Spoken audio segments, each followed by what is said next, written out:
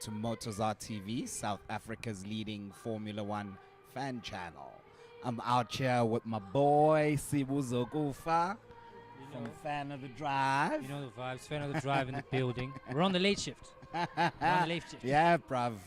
What do you call that after 9? You know what I'm saying? You know what I'm saying?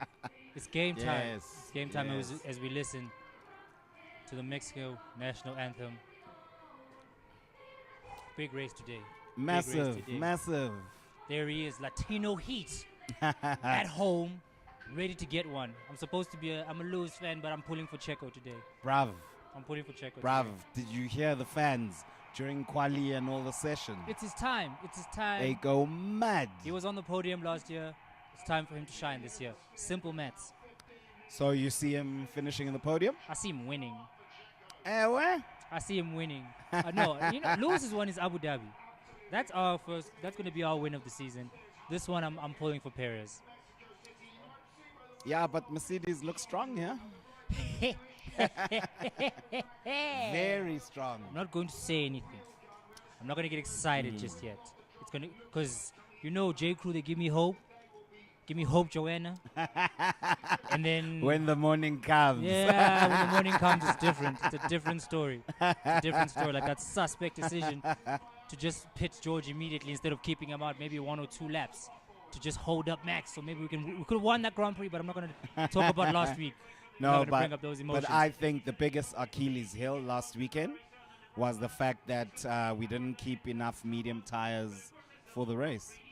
Yeah. So hence the last stint was in hard tires. But the punchline is the car works now. Yes.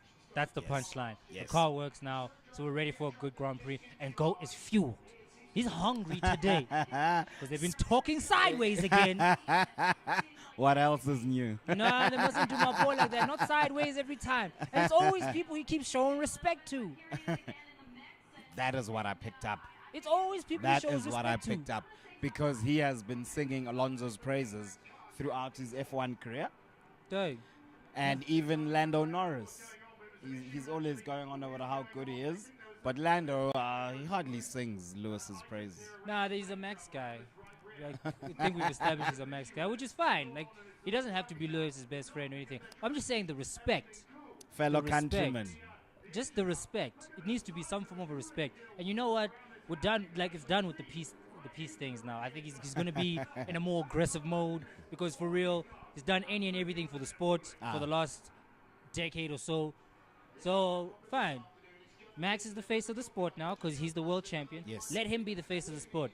It's time for Mans to go get his respect. End of story. So, okay. Let's just talk through the grid.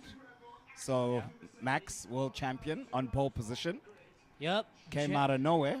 But this has been his thing the whole season. Come in, do a blistering lap in quali, and then bloom, while everybody else runs the car ragged. But it's only his 6th pole.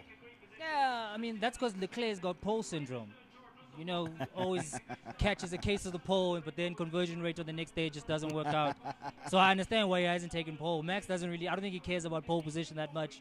He's more of a thing of like, okay, when it's Grand Prix time, where am I going to finish? So. And he knows he can catch Leclerc now. He's running from nobody. He's definitely got a psychological advantage over him. Listen, he's had the best car on the grid since probably race 5. Who? So Leclerc? Max has had the best car on the grid since race 5. You reckon? You could just see the Ferrari fall off was coming. Every time they get close, something suspect would happen. And then the kid would just blow through the field. 20-second gaps, 10-second gaps. He's had the best car pretty much all season. So it's... I felt that Ferrari have had the best car until the summer break. My thing is, how do you go in reverse? Where's all that pace gone? What are they doing at Maranello? I don't know. They haven't done many upgrades since the summer break. And Red Bull has just been doing load shedding. It's because when you've got one of the greatest aero specialists the game has ever seen, a few things here and there get figured out a lot quicker. I mean, that thing where they're going to lose wind tunnel time next season, I think Adrian compensates for that. His ability to design and build a car compensates for that. So the penalty was the penalty, and we don't really want to get too much into that. It's been spoken about to death. But No, but it's the first time we're talking about it officially. that's true. So go wild. That's true. I mean, listen, bro, you're talking about a team that makes hundreds of $1 million a year, and my homeboy Christy was like, that money's not even coming out of the cost cap. So what's the real penalty? They can sign that check. They can give it max $50 million a year. The $7 million. So the check $7 million's not coming from the cost coming cap. out of the cost cap, Ah, I thought that's the least they could do. chief. No, Christian Horner himself can pay that fine with his salary. So Max come on, can man. pay it. Max can pay it. and then he'll be like, that's a tax write-off. Work expenditure, bro. Come on, what are we doing here? This was a loss for the integrity of the sport. Well, I mean, they got punished, yeah, but it just felt them negotiating the punishment. It just made the whole process lose its sense of integrity. Like, It's like saying to your child, it's like, yeah, you did something messed up. What do you want the punishment to be? yes. I mean, parents do that. Do Like, do you want the shoe or the belt? Those are two bad decisions. Either way, you're going to lose. So now, if you had to compare it to kids, you'd say he's just been grounded for 2 weeks. Essentially, not even 2 weeks. They just like go to your room. And then like 3 hours later, Max, dinner. Come on. Dinner's ready. Yeah, that's it. That's it. And That's you it. know they said that expenditure, most of it was coming from catering. Doug, what the hell kind of catering bill costs hundreds of thousands? That's not a wedding or a corporate function. Or how many parties were they throwing? They must be eating caviar with Come all on, the celebrations. Listen, if you're going to lie to us, at least make it believable. At least make it believable. Just be like, yo, they listen. they also came with an income tax You know what I'm angle. saying? Just be like, listen, the car Max blew up last year. We had to pay for that. So that's why we went over the cap. I would have like, yeah, that makes sense. At least make the lie make sense, though. You know what I'm saying? I don't think they really care. I don't know. The most important thing was for them to win the drivers last year and the constructors this year. Yeah, I mean, they've accomplished their goal. I mean, especially doing the double this year. That's never an easy feat. So With 3 races to spare. 3 races to spare. So I'm very intrigued to see how the next season is going to go, because I think a lot of teams are going to be pissed off.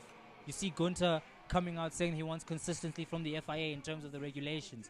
You see Zach Brown sending his letter, but then apparently for some reason he lost his nerve and walked back his comments, or like rescinded the letter or whatever Really? when Horner came after him. I don't know. I'm not gonna. What did Horner say? Don't you remember when he was like, it's defamatory, and like the fact it's disrespectful that teams would be accusing us of. No, but that was when Toto was speaking. Before then, Zach spoke. then Zach sent that note to the FIA. Horner came after him again. So I might be mistaking him for somebody else, but I heard a rumor about some shandies like that. So take that with a grain of salt, if you will.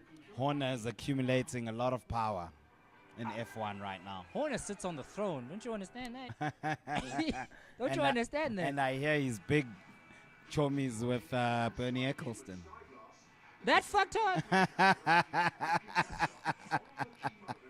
I don't think it's a bragging right to be friends with Bernie Eccleston. They Chinas, bro. Nah, boy. Him, El Presidente, all of them are homies, bruh. Okay. All of them Before are the homies. race starts, I want your prediction. Latino Heat winning his home Grand Prix. Uh-huh. I got the GOAT in second, standard Okay. procedure, and I have Max coming in third. Okay. Yeah. And where's George Russell? I mean, if he doesn't become a listen, okay, hold on. Actually, at a point I wanted to bring up last week. Okay. George had already crashed into Sainz, right? Yes. Shampopo. George had already crashed into Sainz. So this thing of they didn't want to ruin George's race. George had already done that on the first lap. So when he's serving the grid penalty, man, give me a couple of laps. Hold Max up as he comes out the grid.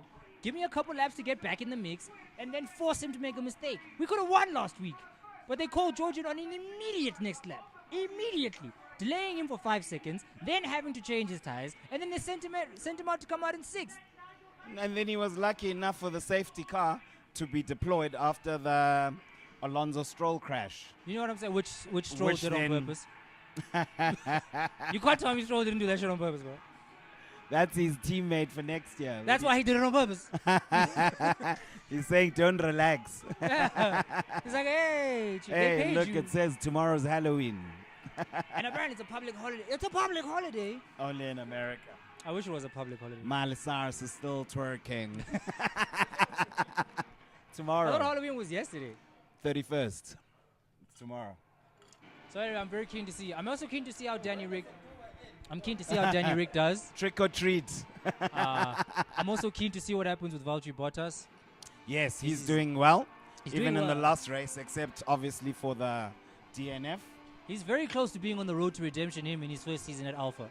Yes. If he keeps faffing about like he's doing right now. Yes. I actually think it's surprising that Ferrari are not doing so well because that's a Ferrari power unit in the Alfa Romeo. You know what I'm saying? And he's flying. And also Charles, after that crash he did in was it practice? Oh yes. That crash he did. FP3. You know he's FP2. nudging this close. He's at the train station about to buy a ticket to the road to redemption. And he can ask Danny Rick and Alex Albon how tough that road is to get through. You see, he's gonna have to win a championship if he keeps going like this. I'm telling you, bro. So, good stories today. Good stories to see today. Okay, so that's it from the build-up. We're going to listen to Crofty now, giving us the backstory of Mexico City, and we'll be right back when it's lights out, and away we go. Go. Shout out one time. Goats out here. Away.